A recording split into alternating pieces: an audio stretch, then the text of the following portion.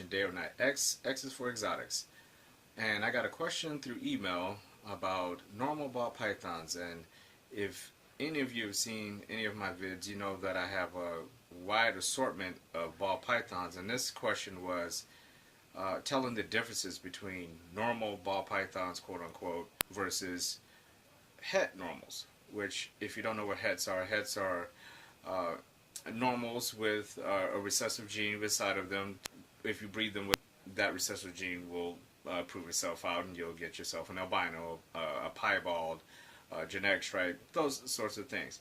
Now, in my collection, I do have, like I said, quite a bit of normals. I have had a few rescues, and obviously rescues a lot of times do involve normals because they're the ones that were bought on impulse a lot of times at reptile shows and pet stores, and the person who bought them for whatever reason decided to let them go, or they didn't take care of them properly, or whatever case may be. But they're a little bit easier to discard because you really didn't pay that much money for them, because relatively speaking, normals are lower in value obviously than anything not normal.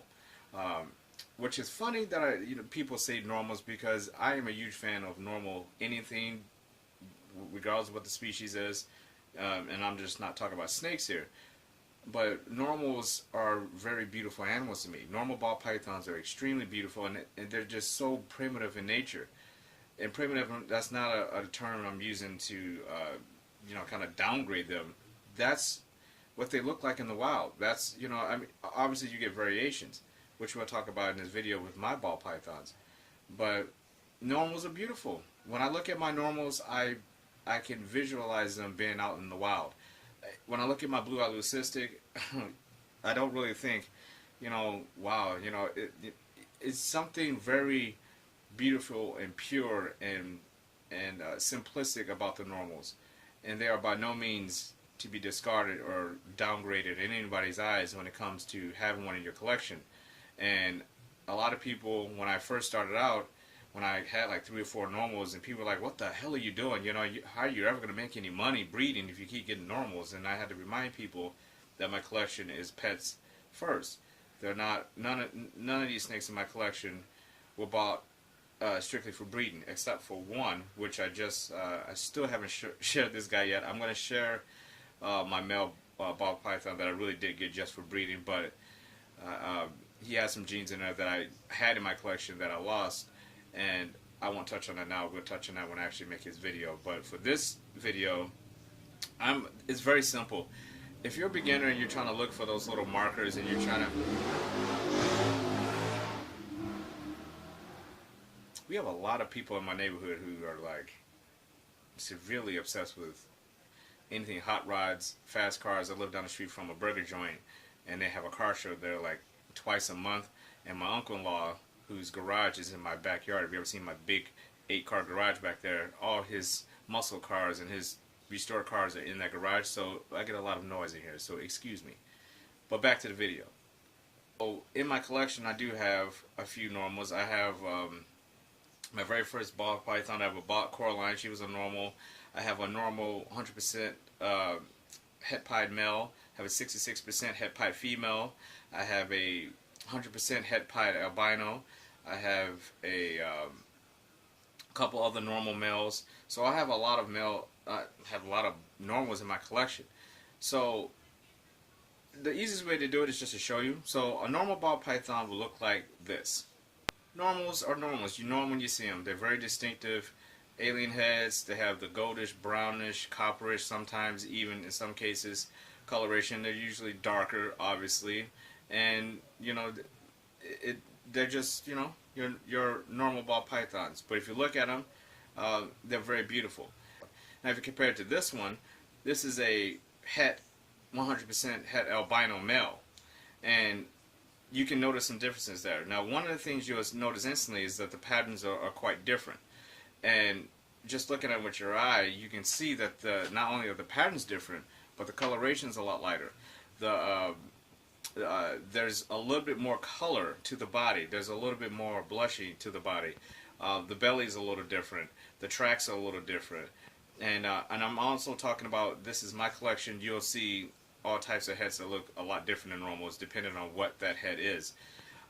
Just like this one here, this is a 100% het pied male. Now he's a little skinny, obviously, because he's one of my problem feeders. He will go off food for months, and typically I'll have to assist feed him at least every 6 months. I would have to just get him restarted, re-energized with eating. So he's a little bit on the wiry, the skinnier side, but you can see his patterns are very, he has a very skeletal, as I like to call it, like almost like a bone-like structure pattern to him.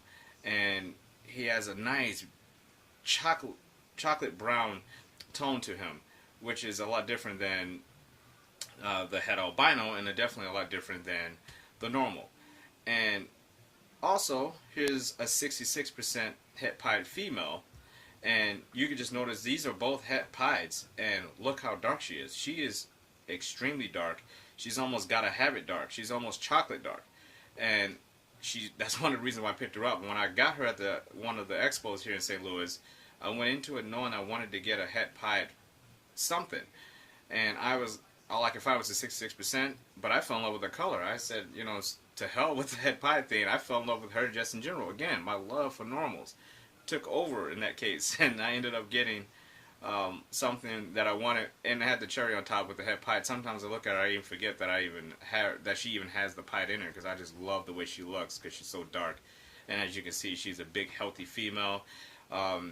She eats very well. I wish I could get her up to size so I can go ahead and prove that het pied out. But she's still just kind of sitting in that range where she's just not quite ready to go. She should be ready to go next year. And so, to answer your question, yes, there's differences, but some of those differences are very minor. They're not enough for you to worry about. All you need to do, if you're getting into a store and you're thinking, hey, there's something extra going on here. This is some yellow belly. Everybody's messed up yellow belly. And I have personally. You think you have, especially when they're first born, because they're so tiny, and everything needs to prove itself out. They need to go into it. And until you have experience, I'll be the first one to tell you, yellow belly really screwed with me for a while. It took me a while to figure that out, just by looking at them without having to just like really examine them, because your eye wants to tell you that you have something more. Everybody thinks there's something more going on with their snake than there actually is, if you haven't proved it out yourself. So even with like my vanilla, I tell people to this day, he's a vanilla male. But people say, no, he's a desert. He's got some ghost in him. He's got, he's a vanilla male. That's how he was sold to me, so that's what I have to go by, And I have a lot of other ball pythons in my collection that have the same thing. You just always, as they grow, you just tend your eye kind of be like, oh, no, I think it has yellow belly. It's like, no, actually, it's just a normal, So, I hope that helps you. Basically, don't worry about it unless you think you're getting ripped off by someone. So if someone's telling you that you have a het pied because it looks a certain way, and you pay extra for that, then, but at the same time, take another look at these animals in this video. You can just clearly see they do look different. In my experience, from what I've had from my hets to my normals, the hets do look different. The subtleties are enough where you will have to have enough experience and enough diversity in your collection to know that, but there is a difference. I hope this helps you. You can email anytime at darenightx@gmail.com, and I'll see you guys on the next one. Be you and be genuine, and take care and be safe. See you next time on the next episode.